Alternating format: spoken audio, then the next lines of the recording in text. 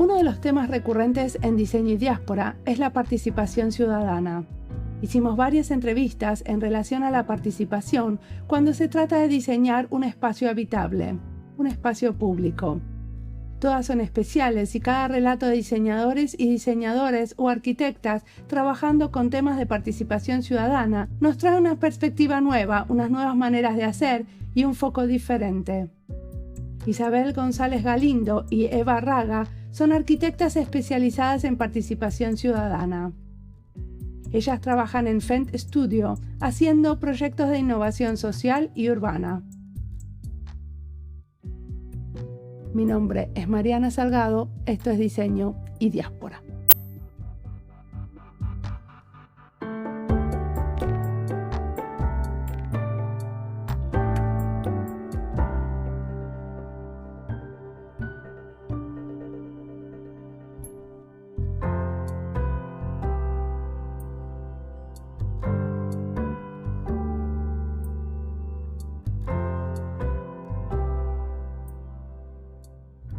Ella es Isabel González, yo soy Eva Raga y junto a Fran Azorín formamos Fent Studi, que es una cooperativa de arquitectura, urbanismo y participación ciudadana que trabajamos en Valencia, en España.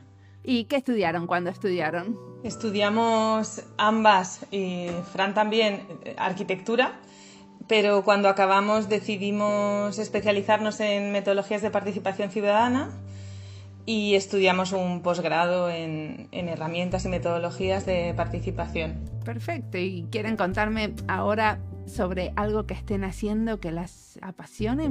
Pues a ver, últimamente a veces nos cuesta definir un poco nuestro trabajo, ¿no? Porque es verdad que hacemos como cosas bastante diferentes.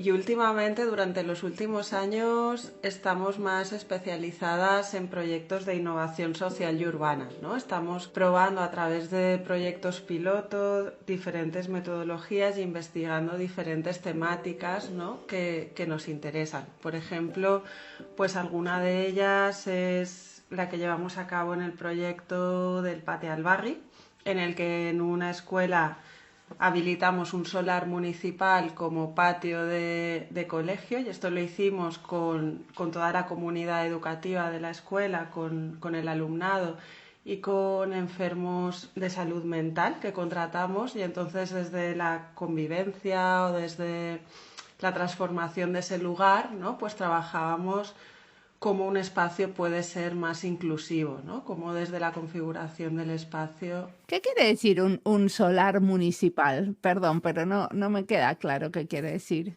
Un solar municipal es una zona que está sin construir, como un vacío urbano dentro de la ciudad, que es público, que pertenece al Ayuntamiento de Valencia y que en este caso estaba siendo utilizado como un aparcamiento informal de coches, ¿no? O sea, como un espacio urbano que está a la espera de que se construya, que se urbanice, cuál sea su uso definitivo. Perfecto. Y entonces ustedes, como la propuesta de ustedes fue en transformarlo en un patio de un colegio. ¿Y quiénes participaron de esto? O sea, ¿o cómo se les ocurrió? ¿La idea fue de ustedes o salió de ese trabajo comunitario?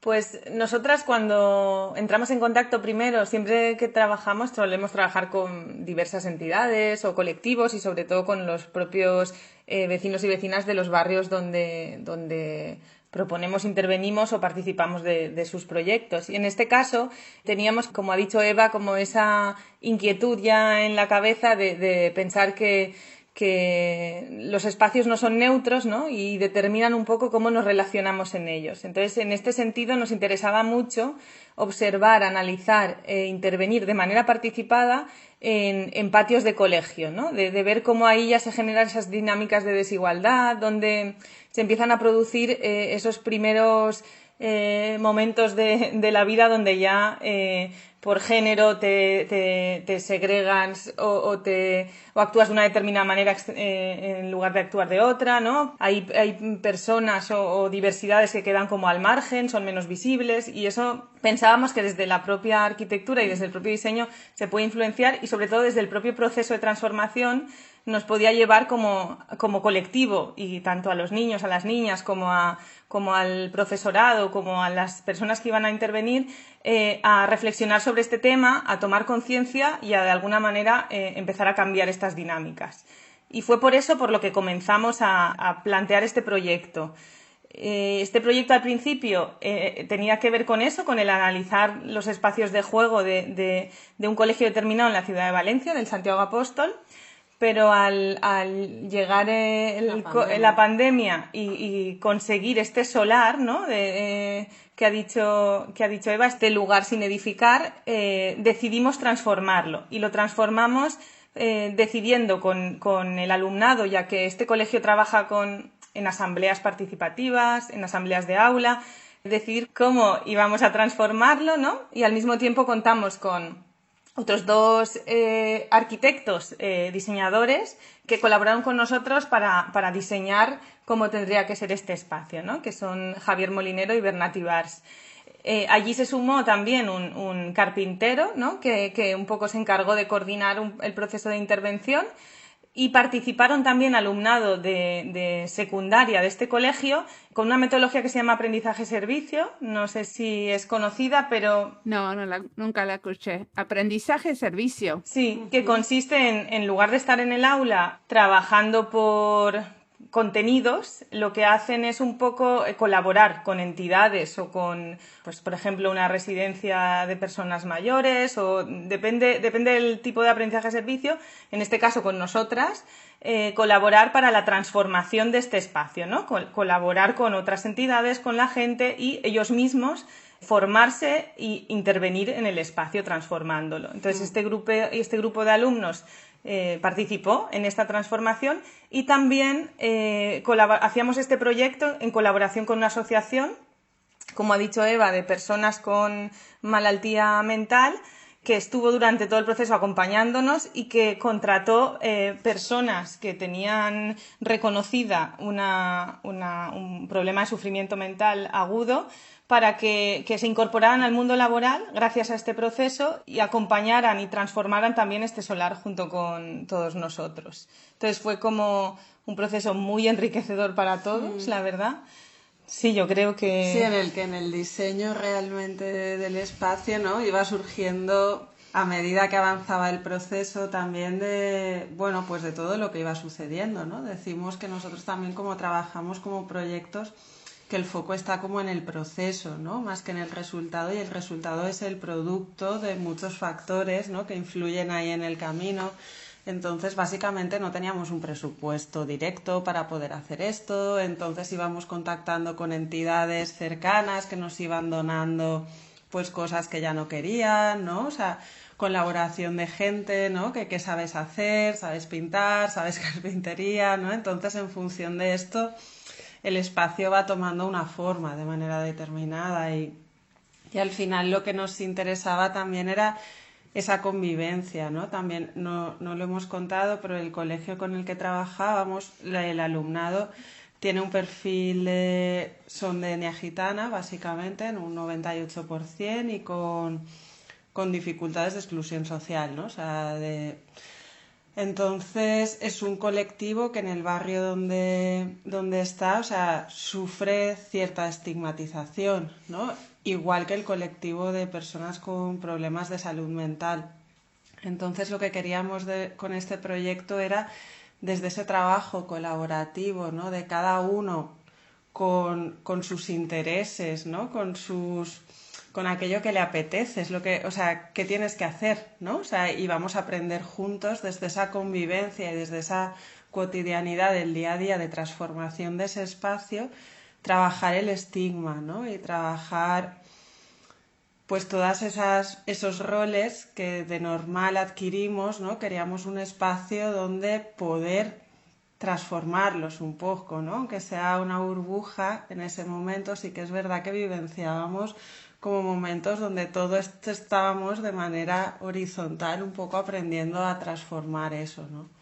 Y ahí para nosotros, ahí radica como la importancia del proyecto.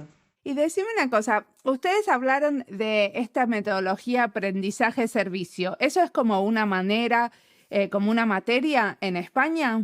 No, pero es una herramienta que se está utilizando cada vez más en centros educativos. En la universidad también ya existe como una especie de instituto que lo regula o de grupo que lo regula de alguna manera y que lo incentiva. Y entonces cada vez más, desde distintas escuelas o universidades, se intenta fomentar este tipo de experiencias, porque son como muy enriquecedoras para el alumnado que participa y para las personas de entidades con las que colaboran, ¿no? En realidad es una metodología, no es como una materia. Sí. Es como aprender las herramientas, ¿no? La materia que deberías aprender a través de ese trabajo comunitario, ¿no? O social, de vincular como las necesidades sociales y aprender con y a través de ellas, ¿no? O sea, dejar el aula como un elemento estanco exclusivamente donde aprendemos a hacer esto, ¿no? Y aprender un poco con la comunidad. Y después ustedes mencionaron que había como unas asambleas entre vecinos y todos estos grupos de participantes, ¿no? Estudiantes y gente con diversas capacidades. ¿Qué pasa en esas asambleas? ¿Cómo funcionan? En este caso, para el trabajo sobre analizar y diagnosticar y proponer que se hizo en el Colegio Santiago Apóstol, se utilizaron sus espacios de participación, que son asambleas. Tienen asambleas de aula, que son las asambleas del propio alumnado, que se reúnen todas las semanas para acordar cosas y para decidir y para trabajar de manera participada. Se reúnen en círculo y aportan desde ahí, desde el respeto, las diferentes opiniones e ideas y consensuan distintas cosas. También existen asambleas, en este caso, de representantes de aula, que son representantes de cada una de las clases de todos los niveles, que se reúnen, creo que es una vez al mes también, y allí también trabajábamos muchas de las cosas, llevábamos lo que se habían trabajado en las asambleas de aula a esas asambleas de representantes de aula para acabar de decidir entre todo el centro educativo, entre todo el alumnado del centro educativo. También hay asambleas de profesorado, ¿no?, donde se reúnen para decidir cosas del centro y respecto a la docencia. Y tienen asambleas del colegio entero, porque es una comunidad de aprendizaje, el Colegio Santiago Apóstol, entonces trabajan mucho con las familias. Entonces implican a las familias para que también decidan sobre las cosas que afectan su día a día y que afectan a sus hijos e hijas. Entonces, una vez al trimestre, creo que se reúnen como familias del barrio, el profesorado y el alumnado, para trabajar y decidir, un poco son espacios de decisión sobre distintos aspectos. Y en este caso, como el proyecto estaba en marcha, se decidieron varias cosas sobre cómo intervenir en este espacio, qué necesidades teníamos, cómo se iba a llamar, por ejemplo, ¿no? O sea, hubieron como distintas temáticas que se trabajaron en asamblea. Aparte de eso, este espacio, ya que mencionabas lo de las asambleas con personas diversas que participan, una vez se transformó, se decidió abrir al barrio. Y para abrir al barrio sí que se generaron como espacios de participación, asambleas también mensuales, donde se invitaba a las distintas entidades y vecinos a que participaran a título individual y con sus propios intereses en estos espacios de decisión. Y allí lo que decidíamos un poco entre todos era, cada uno proponía desde su entidad, desde simplemente como persona vecina, que le interesaba o que le apetecía hacer o desarrollar en este espacio, y entre todos pues se decidía si llevar adelante esta actividad, cómo se podía apoyar desde las distintas personas que estábamos allí participando. Entonces son como lugares donde te reúnes y a veces utilizando metodologías que ayudan a decidir, como pues más dirigidas, pero a veces simplemente juntándonos en círculo y expresando y respetando los tiempos desde cada persona, se acababan de decidir pues cómo funcionaba ese espacio y cómo se tenía que intervenir en él. Buenísimo. ¿Y qué pasó con ese espacio hoy en día? ¿Qué terminó sucediendo? El espacio sigue activo a día de hoy, o sea, nuestro trabajo en él terminó, o sea, que fue como acompañar todo el proceso de transformación y de activación a la hora de abrirlo al barrio, ¿no? De dinamizar un poco, pero el objetivo es que luego fuera más autónomo, ¿no? Y siguiera por él mismo. Entonces ahora sigue funcionando como patio de colegio y sigue habiendo esas asambleas mensuales de las que hablaba Isa con entidades y vecinos y vecinas del barrio, donde se organizan actividades fuera del horario escolar durante los fines de semana. Pues se hace parkour, se hacen cuentacuentos, se ha hecho algún concierto, o sea, se han hecho un montón de actividades realmente y se siguen haciendo cine como a la fresca, al aire libre, se está haciendo ahora en verano. Entonces también nos parecía muy interesante esa visión más de compartir un patio de colegio con el uso comunitario del barrio, ¿no? Porque son espacios atractivos que fuera del horario escolar, o al menos aquí, permanecen generalmente cerrados, y esa combinación de usos creemos que puede ser, o sea, muy interesante tanto como para aprovechar al máximo las capacidades del espacio como para generar comunidad alrededor de él, ¿no? Entonces el espacio sigue, aunque es verdad que el espacio tiene un carácter temporal, ¿no? Esto es una cesión temporal que vino debido al COVID, ¿no? Y la escuela necesitaba como más espacio para poder garantizar las medidas de seguridad sanitarias, y este espacio finalmente pues en algún momento será urbanizado, ¿no? Entonces esto ha sido pues y está siendo como unos años, ¿no? Donde poder experimentar esta otra manera también como de hacer ciudad, pero sigue activo.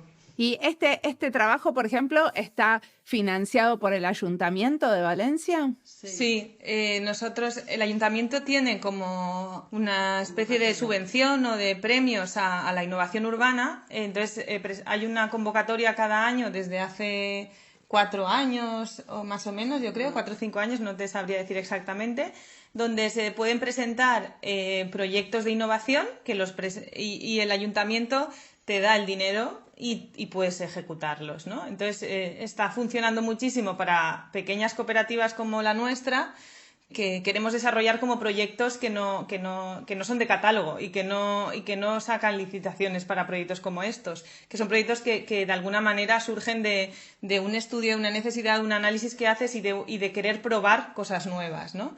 Entonces, gracias a este tipo de estrategia que ha seguido y de convocatoria que ha seguido el Ayuntamiento, nos ha permitido, de hecho llevamos ya 3 años presentándonos, desarrollar metodologías que no podríamos haber desarrollado e implementado de otra manera, ¿no? La verdad es que eso nos ha ayudado muchísimo.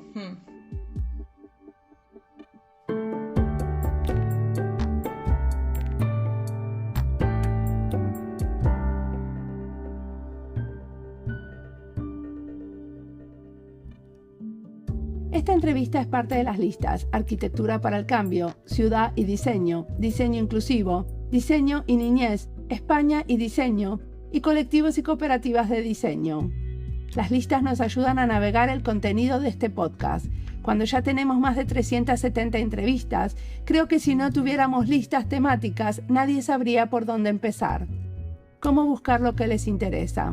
Si están buscando algo específico y no lo encuentran, siempre se pueden comunicar conmigo y te voy a dar una pista. A través de un proceso colaborativo, Isabel y Eva nos cuentan cómo el patio de un colegio se transforma en un espacio para todo el barrio. Acá en Finlandia, los jardines de los colegios o los jardines de infantes son públicos, fuera del horario del colegio. O sea que cualquiera puede abrir la puerta y entrar, ir a jugar, sentarse a tomar el té en las mesas, etc. No tenemos tantas cosas a la fresca, como dicen ellas, porque acá es muy frío la mayor parte del año. Estos espacios son cuidados por la municipalidad, que es la dueña de los colegios, pero a la vez están abiertos.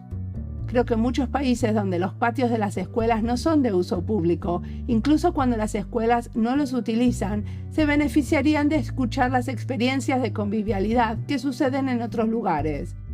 A veces se cree que si un espacio se abre, van a pasar cosas terribles. Les otros, los de afuera, van a entrar y romper. Pero cuanto más se abren espacios públicos, menos de estos problemas existen, porque vamos aprendiendo a compartirlos y a cuidarlos. Sigamos ahora escuchando a Eva e Isabel, que tienen mucho para contarnos.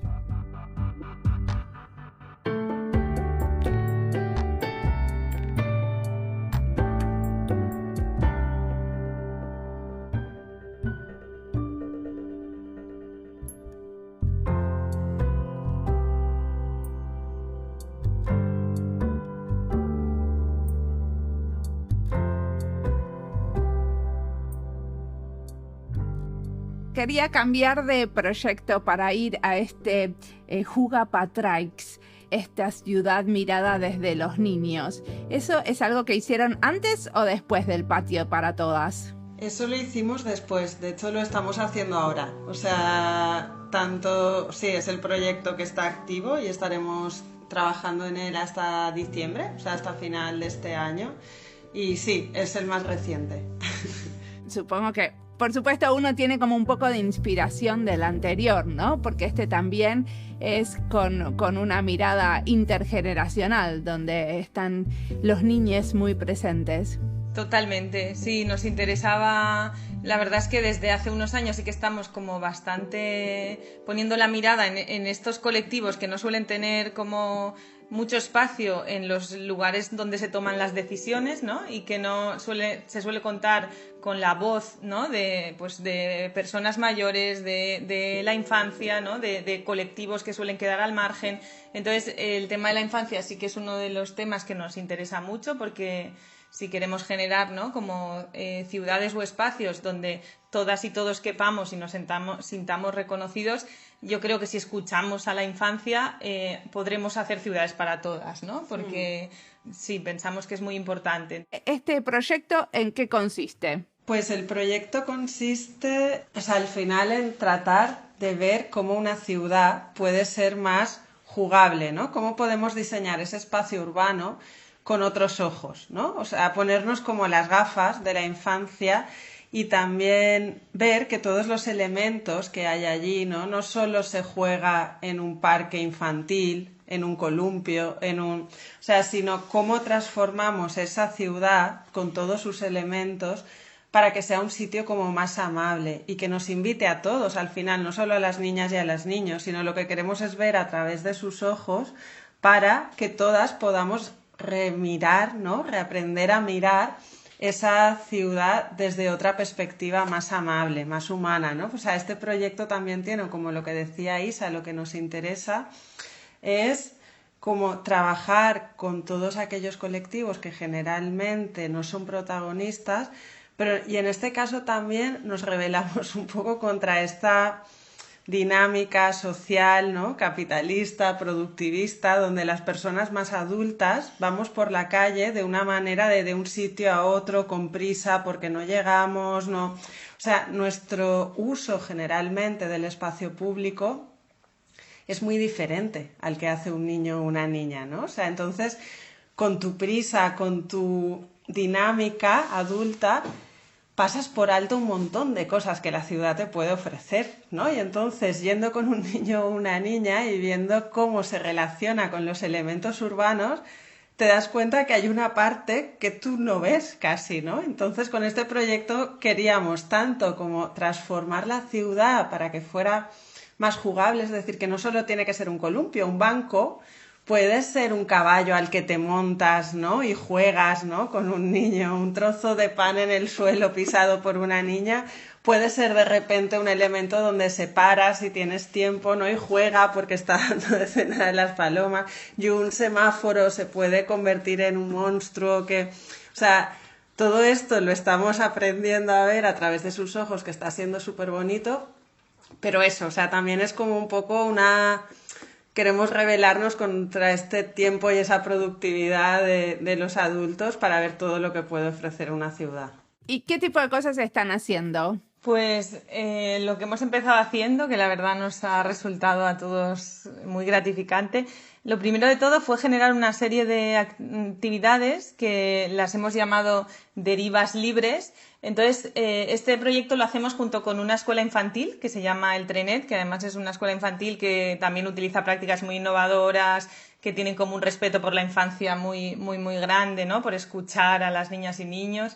Entonces, con ellos, de aliados, hemos organizado en distintos momentos derivas libres, que consistían en acudíamos a un punto determinado con 6, 7 niños, niñas de 1 a 3 años, a los cuales dejábamos ir libremente por la ciudad. estas personas, estos niños, y tenían como una persona adulta de referencia, ¿no? Un familiar que tenía como ciertas normas que seguir, ¿no? Por una parte no podía intervenir a no ser que fuera en caso de peligro de su hijo o hija. Y después cada niño o niña tenía asignado una persona documentalista que no intervenía en la situación, pero simplemente íbamos tomando notas. Entonces, con eso permitíamos que durante esa hora, ¿no?, que nos habíamos fijado no hubiera ninguna restricción de un lugar a donde ir, una dirección, ni tampoco un tiempo en el que estar en cada cosa, ¿no? Y nos ha permitido ver cómo es, sobre qué toman atención, qué tipo de actividades hacen, qué acciones hacen, ¿no? Y esta actividad la hemos repetido en distintos espacios y también hemos hecho una vez esta actividad en horario de escuela infantil donde no habían familiares, ¿no? Donde solo habían maestras y maestros. Entonces ha sido como muy enriquecedor tomar nota de todo esto. Cada documentalista luego lo ha puesto en común y hemos sacado como conclusiones y ver pues cómo interactúan con los distintos elementos urbanos, ¿no? Cuánto tiempo pasan y cómo necesitan jugar, ¿no? para aprender los límites, para poner a prueba las cosas, para poder crecer, ¿no? Y viendo eso, nosotras también hemos conectado con una parte olvidada, ¿no? Lo que decía Eva, y como hemos tomado mucha conciencia, porque veníamos a este proyecto muy condicionados por la idea de que si cambiábamos el escenario, si interveníamos sobre los elementos urbanos, podríamos favorecer, ¿no?, que de alguna manera tanto niños y niñas como adultos y adultas interactuáramos con la ciudad de manera distinta. Pero hemos visto que el tiempo, ¿no?, que lo que decía Eva, que como los ritmos que llevamos, el tipo de sociedad que hemos construido, influyen muchísimo más que la forma física de la ciudad, que también es producto de esta manera que tenemos de este sistema que hemos montado, ¿no? Pero que parar el tiempo a veces es mucho más revolucionario que cambiar el diseño de algo, ¿no? Sí. Eso ha sido como una revelación bastante importante. Muy bueno. ¿Y qué se imaginan que puede terminar siendo la intervención que suceda después de este proyecto o a partir de este proyecto? Pues de hecho queda una fase más final del proyecto, ¿no? De que lo que haremos es un festival urbano, o sea, donde queremos cerrar ciertas partes como un poco de la ciudad para poder intervenirla, ¿no? Y poder plasmar, probar todo lo que hemos ido viendo a lo largo de esta primera fase de análisis, ¿no? Entonces en el mes de noviembre sí que llegaremos a cabo este festival de Juga Patrais, en el que colaborará también la Facultad de Arquitectura de Valencia y se lanzará un concurso a estudiantes en el que, bueno, tendrá unas bases que estamos elaborando ahora en base a todos los aprendizajes que estamos haciendo en el proyecto y se pedirá como diseñar intervenciones en el espacio urbano para que este sea como más jugable, ¿no? Bajo diferentes prismas y pautas que hemos ido como aprendiendo. Entonces la idea es que durante una semana se pueda probar también a vivenciar, ¿no?, a experimentar ese espacio urbano de una manera diferente, ¿no? O sea, tanto desde la intervención física como desde lo que decía Isa, también estamos viendo ahora cómo darle la vuelta a cómo poder cambiar esos tiempos, ¿no? Como al final queremos como compartir esos aprendizajes, ¿no?, devolverlos y que se puedan hacer como más visibles. Perfecto. ¿Y qué se imaginan que va a pasar con este trabajo o con el tipo de trabajo que están haciendo en el futuro? ¿Hacia dónde les parece que va? Hombre, a nosotras nos gustaría mucho que de alguna manera, tanto a nivel público, que estos aprendizajes no se queden en una caja nuestra, porque a nosotros nos enriquece muchísimo y seguiremos desarrollándolos y es algo sobre los que nos gusta profundizar, pero sí que es verdad que siendo proyectos que de alguna manera están como subvencionados también por dinero público, sí que nos gustaría que de alguna forma este relevo lo asumieron también como pues la academia, las administraciones y al ser proyectos donde colaboran distintos agentes de distintas, ¿no?, las que se llaman las 5 hélices de la innovación, que de alguna manera pudiera expandirse, ¿no? De alguna forma, ¿no? Y pudiera impregnar como cierta manera de hacer, ¿no? Que sería como un poco el sueño, ¿no? Que de alguna manera contribuyera, ¿no? Y esta crítica llegara y esta manera de replantear el diseño de las ciudades estuviera o impregnara un poco también al sistema público, ¿no? A las administraciones. De hecho, por ejemplo, un ejemplo como muy directo del proyecto primero, ¿no? del Pati al Barri, sería, y de hecho la administración quiere llevarlo a cabo, entonces querríamos que los aprendizajes que hemos experimentado en ese proyecto piloto, ¿no? de transformación de ese solar municipal, sirviera para poder abrir los patios, todos los patios de los colegios de Valencia a la larga, ¿no? Que hubiera como un programa público que convirtiera, ayudara y apoyara esa transformación primero, para que esos espacios tiendan a renaturalizarse, se conviertan en espacios coeducativos, ¿no? que intenten tener en cuenta todos los gustos, capacidades, inquietudes de las personitas que los habitan, ¿no? Para generar ya una manera de relacionarnos más sana y más igualitaria para cuando esas personas crezcan. Entonces hay un trabajo propio dentro de esos espacios y luego de abrirlos al barrio. Pues eso que ha sucedido aquí de manera puntual, nos gustaría que se convirtiera en un programa público para que la ciudad ganara toda esa superficie de los patios de colegio fuera del horario escolar, ¿no? Por ejemplo, sería como un ejemplo muy directo de poder llevarlo a esa escalabilidad desde lo público. Perfecto. Y si queremos leer sobre este tipo de trabajo y estas cosas, leer, escuchar o mirar, ¿qué nos recomiendan? La verdad, una de las cosas que más contentas estamos es que, por ejemplo, en este primer proyecto que hemos contado, el de Un Pati per a Totes, tuvimos la colaboración de Cris Centeno, que es creadora audiovisual, ¿no? Y estuvo acompañándonos durante todo el proceso, grabando un poco esa transformación de este espacio, y con ello terminamos haciendo un documental que se llama Zona Santiago, porque es así como llamaron a este espacio transformado el alumnado del Centro Santiago Apóstol. Y estamos muy contentas con ese resultado, ¿no? Porque al final refleja mucho lo que ha pasado allí, ¿no? y cómo lo hemos vivido. Ese yo creo que es uno de los productos, ¿no? como más interesantes para entender un poco este proceso. Y aparte sí que hemos intentado plasmar en nuestra página web, la de Fente Studi, un poco también el resumen de estos distintos proyectos. Juga Patrais todavía, como está en proceso, no está, así que iremos actualizando y metiendo allí la información, pero también nos está acompañando Cris Centeno en este camino, porque nos gustó mucho la colaboración con ella, y también generaremos algún producto audiovisual para poder devolver toda esta información. Y aparte también en nuestra página web hay un apartado, o sea, dentro de cada proyecto que se puede descargar como informes, resultados de los proyectos que hemos hecho, ¿no? Entonces, por ejemplo, en este primero se puede descargar como el informe que cuenta un poco más en detalle cómo hemos llevado a cabo todo el proceso. Muy bien, bueno, muchísimas gracias por la entrevista.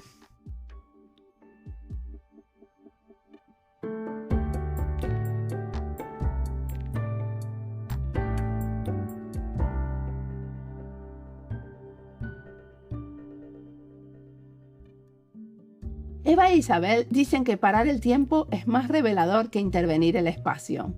Todo lo que hacemos está intervenido por el tiempo. Cuánto le podemos dedicar, cuánto le quisiéramos dedicar a una actividad o cuánto se supone que le tenemos que dedicar. Cambiar el ritmo a lo que hacemos nos cambia totalmente la experiencia. Y cuando se piensa en la ciudad y el uso que le dan las niñas, es especialmente así. Solo el tener más tiempo convierte un elemento cotidiano, solo usado con un fin funcionalista, en algo lúdico. Ellas van a participar en cerrar la ciudad, intervenirla para probar cosas nuevas. Hacer experimentos en la ciudad está muy permitido en algunas ciudades donde las municipalidades se van permeando y van colaborando con grupos de arquitectos o activistas barriales que los proponen. En otras áreas, la experimentación todavía no se impuso como una manera de evaluar nuevos caminos, explorar y crear nuevas soluciones. En temas como el que yo trabajo, como la inmigración, Todavía no vi experimentos, pero si los vieron, cuéntenme. Podemos invitar a las abuelas y evaluar si de verdad son una carga o ayudan al buen vivir de las familias de inmigrantes.